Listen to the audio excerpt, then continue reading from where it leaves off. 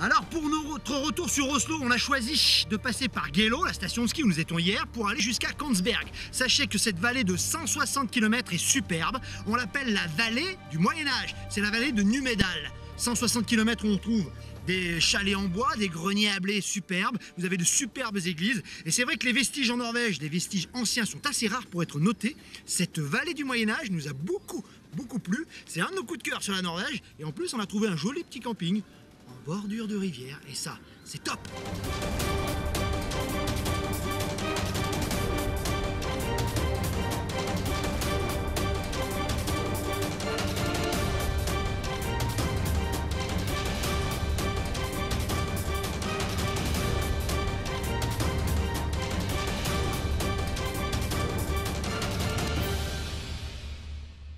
Alors on quitte la Norvège des fjords, la Norvège comme on la rêve, avec ses paysages de cartes postales, pour rejoindre Oslo. Alors pas par la route la plus rapide, mais peut-être par l'une des plus belles. Les paysages ici changent de tout au tout. Imaginez, ce n'est plus les fjords, etc., ou la mer, on passe par la Norvège de l'intérieur, plateau désertique, forêt de conifères, alpages, etc., forêt à perte de vue. Les paysages changent de tout au tout, mais sont tout aussi magnifiques.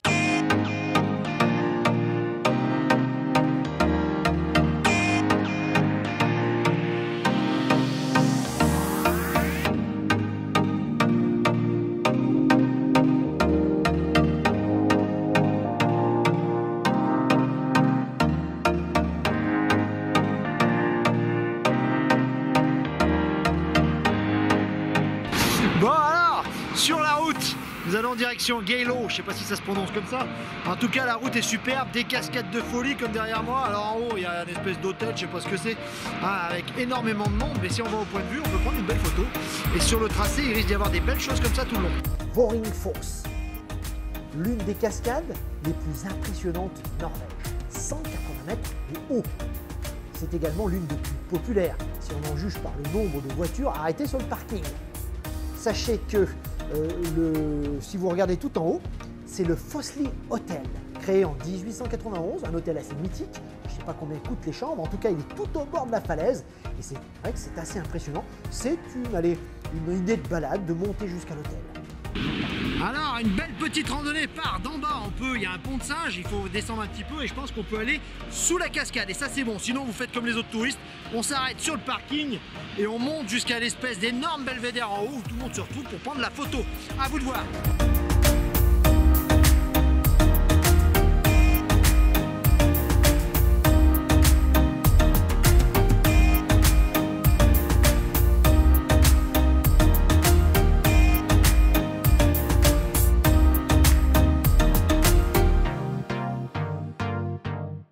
Dans les Highlands, carrément, on croit en Écosse. C'est un peu humide, je vais me relever, mais il y a des mousses de partout. Le paysage, on vient de traverser une station de ski, les paysages ont complètement varié. Il n'y a plus quasiment de végétation à part de la mousse. Absolument génial, des paysages de folie. Le Hardanger-Vidda, je vous l'ai dit, est le plus grand plateau d'Europe du Nord. On est à plus de 1000 mètres d'altitude, un plateau montagneux, désertique. On se croirait dans les Highlands ou sur les hauteurs du Seigneur des Anneaux, là-bas en Nouvelle-Zélande ou ailleurs. Un paysage extraordinaire. C'est Highland norvégien. Et c'est vrai que des territoires de mousse, pas un arbre, on est en altitude, je vous l'ai dit, un peu de neige encore. C'est assez extraordinaire. On a adoré la traversée du Hardanger-Vidda. Sachez que nous sommes au mois de juillet, on a eu 4 jours de beau et là ça fait 3 jours de pluie. Le beau temps semble revenir. Bon, c'est un petit peu la roulette russe, mais enfin amenez votre kawaii quand même. Il y a de fortes chances que vous ramassiez un petit peu sur la tête, c'est sûr. Sachez également qu'il y a une période, j'ai parlé un peu avec les Norvégiens, qui est superbe, c'est la fin août, début septembre. Et là carrément la montagne s'embrase, évidemment avec l'automne qui arrive assez vite. Les paysages changent du tout au tout et les arbres rougeoient de toutes parts. C'est génial. C'est peut-être là également qu'il faudra venir. C'est hors vacances scolaires pour les Européens, pour pas mal la France notamment. Donc pourquoi pas, il y a peut-être un peu moins de monde. Enfin dépêchez-vous parce que l'été ne dure pas longtemps dans ce pays.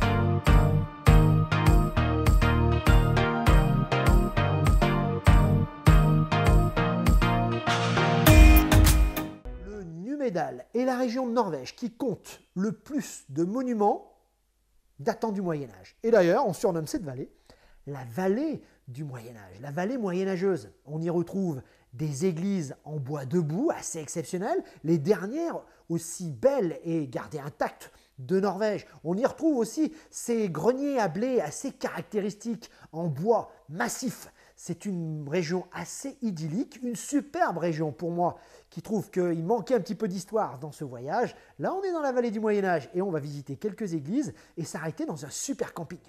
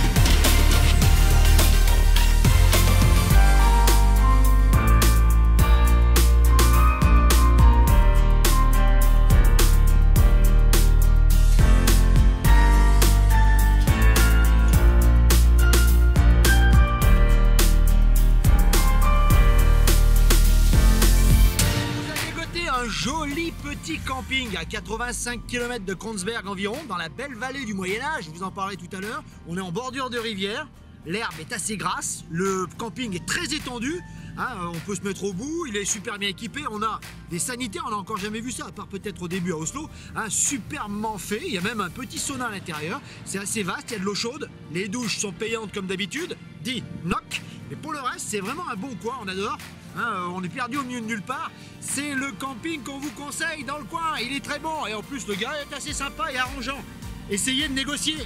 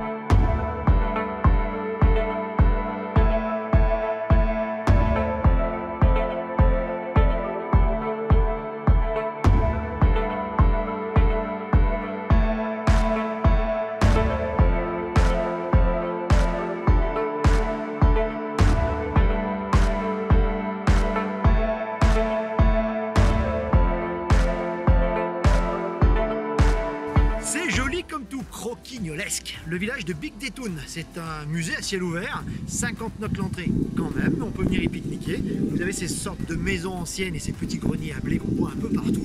C'est joli comme tout.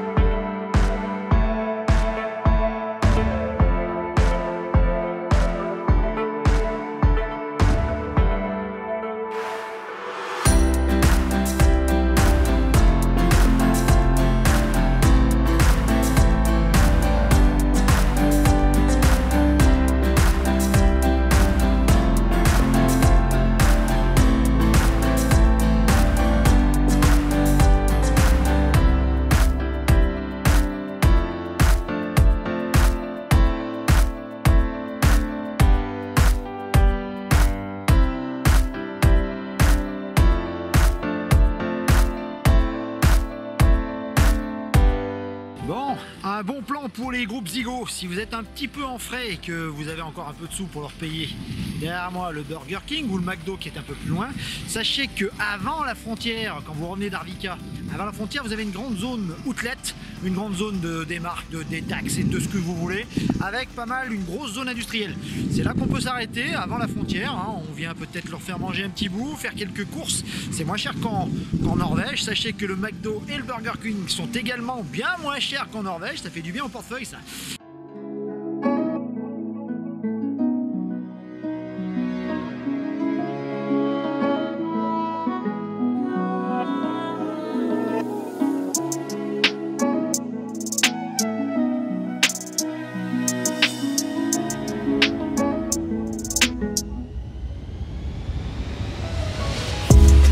Ouais, enfin, dernière info. Apothèque, la pharmacie. Il y a une énorme pharmacie dans le centre commercial. Si comme nous, il y a eu un petit pépin, c'est vrai que c'est plutôt pas mal d'y venir et de pouvoir trouver ce qu'on recherche.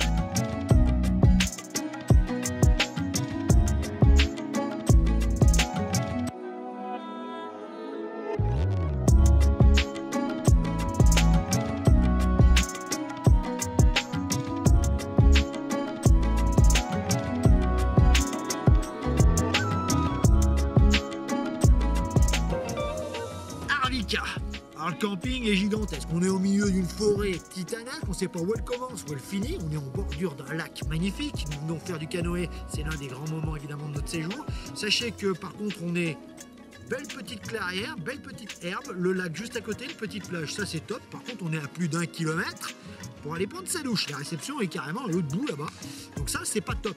Sachez également que les toilettes sont là, toilettes sèches, bon il y en a 2.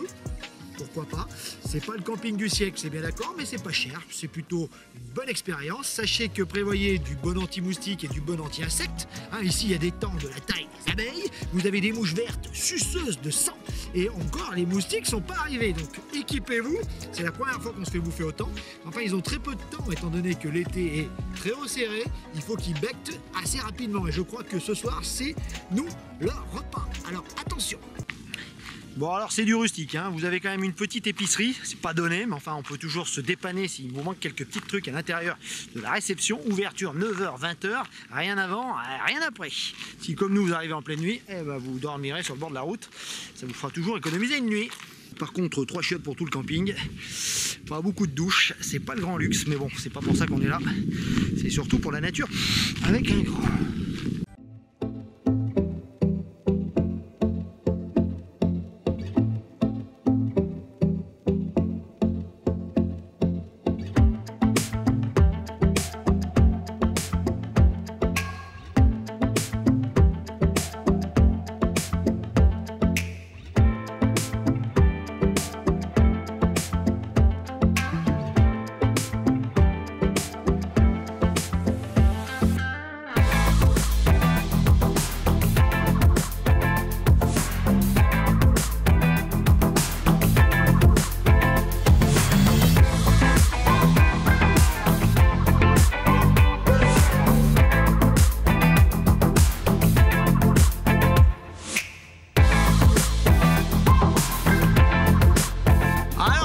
C'est vraiment super, je crois, dans le Grand Nord canadien, Davy Croquette carrément. Hein.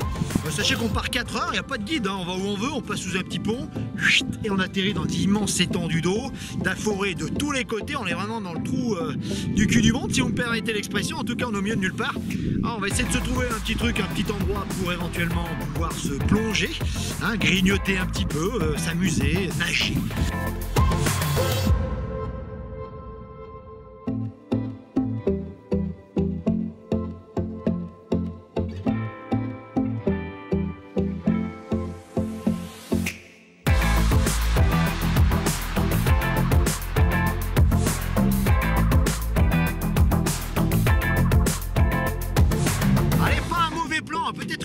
Sachez qu'on peut louer les canoës sur 2 jours, on met dedans son sac de couchage dans un gros bidon bleu et on peut aller bivouaquer sur les bords du lac. Ça doit être une bonne expérience, on en a vu qui ont tenté le coup.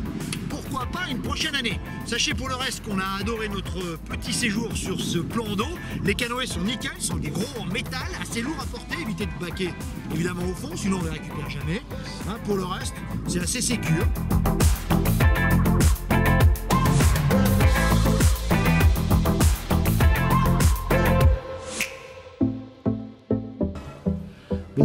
cas, c'est le lieu idéal pour partir à la pêche au saumon ou aux poissons sauvages.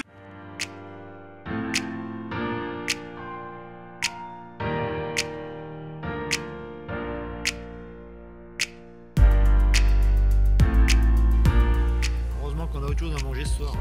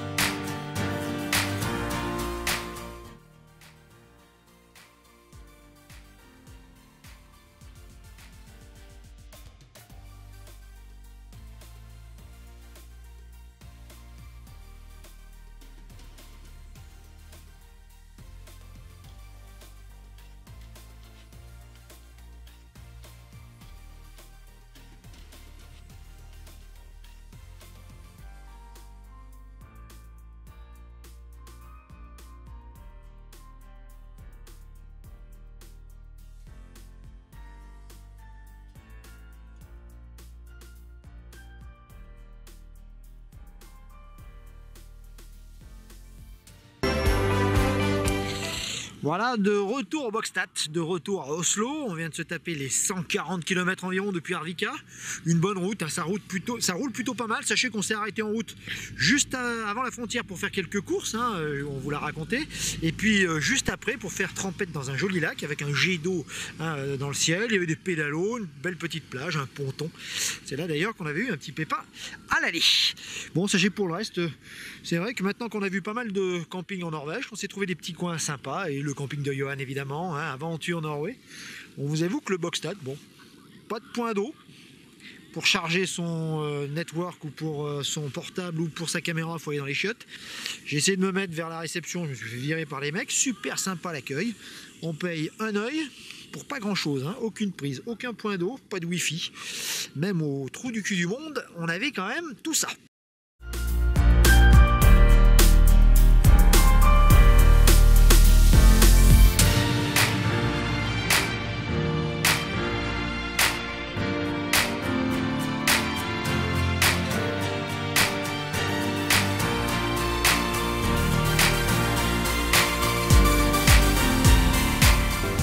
Allez, dernière info, en tout cas pour le camping, sachez que si comme nous vous décidez de faire sauter la dernière nuit, c'est ce qu'on a fait, on a annulé notre dernière nuit dès l'aller, hein, tranquillement, pour pouvoir faire une nuit pas blanche, mais en tout cas une nuit en camping sauvage. On est à quoi? On est à 150 mètres du grand manoir de l'autre côté. Hein, on peut dormir soit sur la plage, soit dans ce grand champ là, il y a un espace de feu dans le coin à droite, vous avez une petite plage de sable, on est juste à côté de l'embarcadère, hein, je ne sais pas ce que c'est, de bateaux, etc. Donc c'est un bel endroit pour finir le séjour, pour passer une nuit plus que correcte. La pelouse est bonne, bien grasse. Et là, on va aller au Bokstad pour un peu utiliser les sanitaires gratuitement. Bon, c'est le bon plan qu'on vous donne. C'est vrai que les jeunes, sur une dernière nuit, ont rarement envie de dormir. Donc c'est là qu'on pourrait venir pour passer sa dernière nuit du séjour.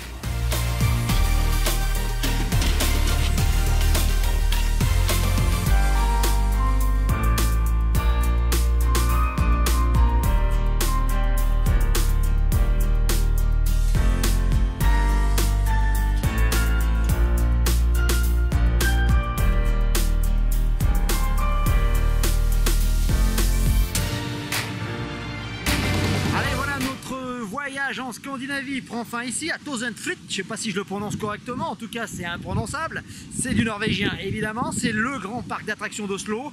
On finit notre dernier jour ici, une dernière après-midi, et autant dire qu'il y a de quoi faire, hein. Entre le grand 8, les manèges de malades, le train de la mort et les jeux d'eau, et en même temps les petites boutiques pour faire ses derniers achats, c'est vraiment assez complet. Alors bon, c'est pas forcément ma tasse de thé, mais pour des ados de 13-14 ans, c'est évidemment le paradis. On se termine ici. Pour info pratique, c'est ouvert de 9h à 19h. On est samedi, il n'y a pas trop de monde par rapport à ce que je craignais. Sachez qu'on peut y manger pour pas si cher et que c'est à 35 km environ du Bokstad, notre camping. Comptez 40 minutes de route. D'ailleurs, on passe devant, si vous remarquez bien, quand vous allez à Arvika, en Suède.